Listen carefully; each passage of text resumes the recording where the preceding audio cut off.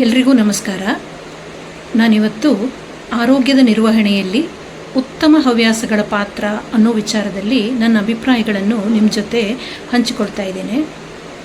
ಆರೋಗ್ಯವೇ ಭಾಗ್ಯ ಎಂಬ ಮಾತಿದೆ. ಆದರೆ ಈ ಸಂಪತ್ತನ್ನು ಗಳಿಸಿಕೊಂಡು ಉಳಿಸಿಕೊಳ್ಳುವ ನಿಟ್ಟಿನಲ್ಲಿ ನಾವೆಷ್ಟು ಕ್ರಿಯಾಶೀಲರಾಗಿದ್ದೇವೆ ಎನ್ನುವುದೇ ದೊಡ್ಡ ಪ್ರಶ್ನೆ. ಈ ದಿಕ್ಕಿನಲ್ಲಿ ಯೋಚಿಸಿದಾಗ ರೋಗ ಬಂದ ಮೇಲೆ ಪರಿತಪಿಸುವುದಕ್ಕಿಂತಲೂ ರೋಗವನ್ನೇ ದೂರವಿಡಬಲ್ಲಂತಹ ಉತ್ತಮ ಹವ್ಯಾಸಗಳನ್ನು ಬೆಳೆಸಿಕೊಳ್ಳುವಂಥದ್ದು ಎಷ್ಟು ಮುಖ್ಯ ಅನ್ನೋದು ನಮ್ಮ ಅರಿವಿಗೆ ಬರ್ತಾ ಇದೆ. ನಮ್ಮ ಹವ್ಯಾಸಗಳು ನಮ್ಮ ವ್ಯಕ್ತಿತ್ವವನ್ನು ನಾವು ಏನು ಅನ್ನೋದನ್ನು ಜಗತ್ತಿಗೆ ತೋರಿಸ್ತಾ ಇರ್ತದೆ. ಐಚ್ಛಿಕವೋ ಅನಿವಾರ್ಯತೆಯೋ ಗೊತ್ತಿಲ್ಲ, ಸುಲಭ ಸೌಲಭ್ಯಗಳಿಗೆ ಜೋತು ಬೀಳುವುದನ್ನು ನಾವು ಅಭ್ಯಾಸ ಮಾಡ್ಕೊಂಡ್ಬಿಟ್ಟಿದ್ದೇವೆ. ನಮಗೀಗ ದೈಹಿಕ ಶ್ರಮ ಬೇಡ.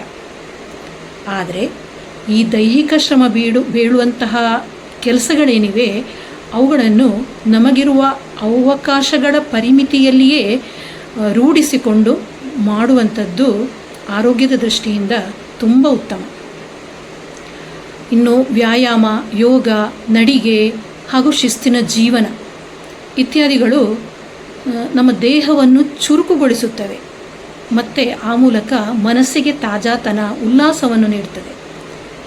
ಇನ್ನು ಅತಿಯಾದ ಕೊಬ್ಬು ಹಾಗೂ ಸಂಸ್ಕರಿತ ಸಿದ್ಧ ಆಹಾರಗಳನ್ನು ಖರೀದಿಸಿ ಸೇವಿಸುವ ಮನಸ್ಥಿತಿ ಏನಿದೆ ಅದರಿಂದ ನಾವು ಹೊರಗೆ ಬರಬೇಕಾಗ್ತದೆ. ಬಗೆ ಬಗೆಯ ಸತ್ವಭರಿತ ಆಹಾರಗಳನ್ನು ರುಚಿಯಾಗಿ ನಾವೇ ತಯಾರಿಸಿಕೊಳ್ಳುವ ಹಾಗೂ ಹಿತಮಿತವಾಗಿ ಸೇವಿಸಿಕೊಳ್ಳುವಂತಹ ಅಭ್ಯಾಸವನ್ನು ರೂಢಿಸಿಕೊಂಡ್ರೆ ನಮ್ಮ ಆರೋಗ್ಯಕ್ಕೆ ಹಿತಕಾರಿ. ಖಾಲಿ ಆಹಾರ ಸೇವನೆ ಮಾತ್ರವಲ್ಲ, ಜೊತೆಗೆ ಉಪವಾಸವನ್ನು ಕೂಡ ನಾವು ಆಗಾಗ ಮಾಡಿಕೊಳ್ಬೇಕಾಗ್ತದೆ. ಈ ಹವ್ಯಾಸವನ್ನು ರೂಢಿಸಿಕೊಳ್ಳುವುದರಿಂದ ನಮ್ಮ ದೇಹದಲ್ಲಿನ ಅನಗತ್ಯ ಕೊಬ್ಬು ಏನಿದೆ ಅದರ ಶೇಖರಣೆ ಕಡಿಮೆಯಾಗ್ತದೆ.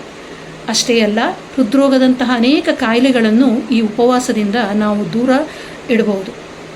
ಇನ್ನು ವೈಯಕ್ತಿಕ ಸ್ವಚ್ಛತೆಯ ವಿಚಾರಕ್ಕೆ ಬಂದರೆ, ವೈಯಕ್ತಿಕ ಸ್ವಚ್ಛತೆಯ ಜೊತೆಗೆ ಕಾಪಾಡಿಕೊಳ್ಳೋದರ ಜೊತೆಗೆ ನಾವು ನಮ್ಮ ಸುತ್ತಮುತ್ತಲಿನ ಪರಿಸರ ಏನಿದೆ ಅದನ್ನು ಶುದ್ಧವಾಗಿ ಇಟ್ಟುಕೊಳ್ಳೋದರ ಕಡೆಗೆ ಕೂಡ ಗಮನ ಹರಿಸಬೇಕಾಗ್ತದೆ.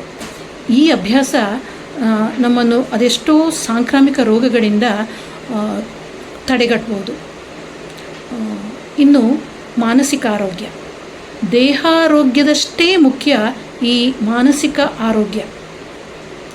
ಈಗ ಸರ್ವೇ ಸಾಮಾನ್ಯವಾಗಿರುವಂತಹ ಒತ್ತಡದ ಜೀವನದಲ್ಲಿ ರಕ್ತದೊತ್ತಡ, ಮಧುಮೇಹ, ಖಿನ್ನತೆ ಮುಂತಾದ ಕಾಯಿಲೆಗಳು ಇದ್ದೇ ಇರ್ತವೆ. ಇದರಿಂದ ತಪ್ಪಿಸ್ಕೊಳ್ಬೇಕಾದ್ರೆ ಏನು ಮಾಡಬೇಕು?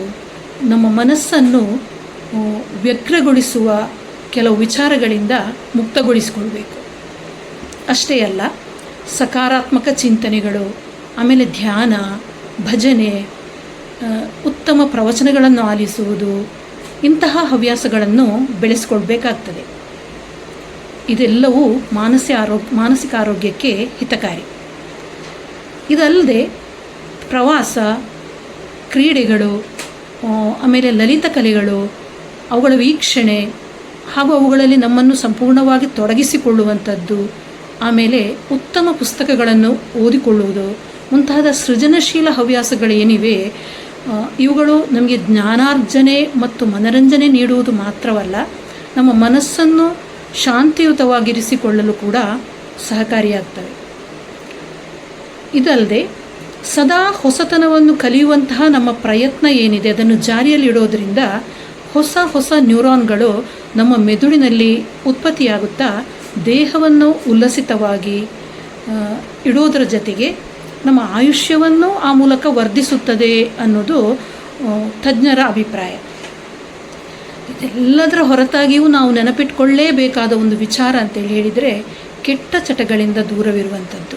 ಕೆಟ್ಟ ಚಟಗಳಿಂದ ದೂರವಿದ್ದರೆ ಮಾತ್ರ ನಾವೇನು ಉತ್ತಮ ಹವ್ಯಾಸಗಳನ್ನು ರೂಢಿಸಿಕೊಂಡಿರ್ತೇವೆ ಅವುಗಳ ಫಲಿತಾಂಶವನ್ನು ಚೆನ್ನಾಗಿ ಪಡೆಯಲು ಸಾಧ್ಯ.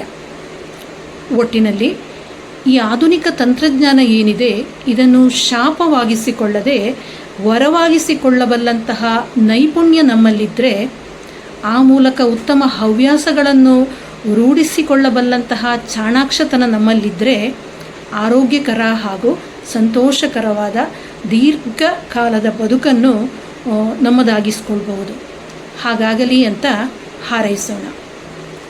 ನನಗೆ ನನ್ನ ಮನಸ್ಸಿನ ಅಭಿಪ್ರಾಯಗಳನ್ನು ಹಂಚಿಕೊಳ್ಳಲು ವೇದಿಕೆ ಒದಗಿಸಿಕೊಟ್ಟಂತಹ ಆಮಂತ್ರಣ ಸಾಹಿತ್ಯ ಮತ್ತು ಸಾಂಸ್ಕೃತಿಕ ವೇದಿಕೆಗೆ ನಾನು ಆಭಾರಿಯಾಗಿದ್ದೇನೆ. ಧನ್ಯವಾದಗಳು. ಎಲ್ರಿಗೂ ಒಳ್ಳೆಯದಾಗಲಿ.